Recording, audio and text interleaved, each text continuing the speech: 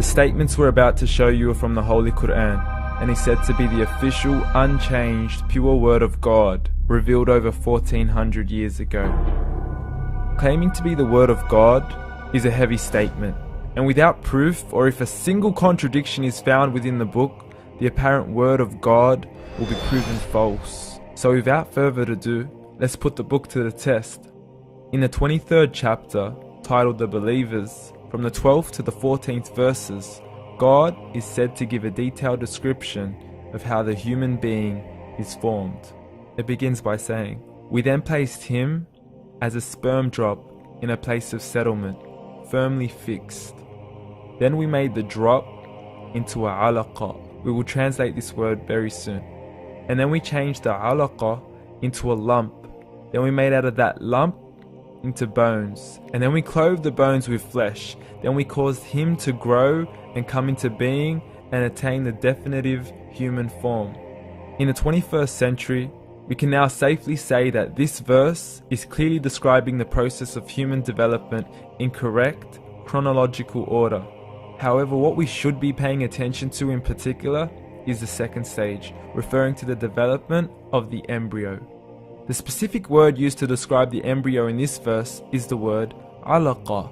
The word alaqa, when translated into English, can mean three separate things. Firstly, a blood clot, or to be suspended, that is to be hanging or clinging to something, or thirdly and finally, a leech.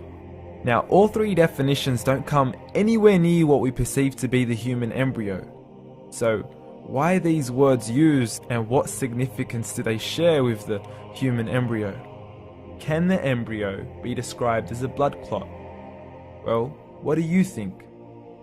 In the 3rd week of embryonic development, a tubular heart joins with the blood vessels to form a primordial cardiovascular system, and by the end of the 3rd week, the blood is circulating and the heart begins to beat on day 21.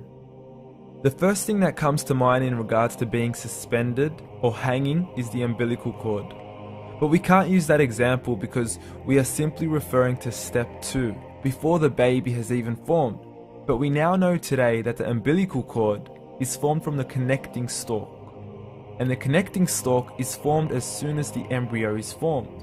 The embryo's connecting stalk has even been described by John Allen and Beverly Kramer as an object to suspend the developing embryo in the extra-embryonic column. So an embryo is suspended and does have a strong resemblance with the blood clot. What on earth would an embryo have to do with a leech?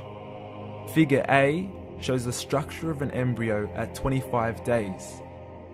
Figure B shows a leech. Now please note once again that the embryo in this stage is no greater than the size of a kernel of wheat. This is an X-ray of the embryo at 22 days. This is the internal structure of a leech.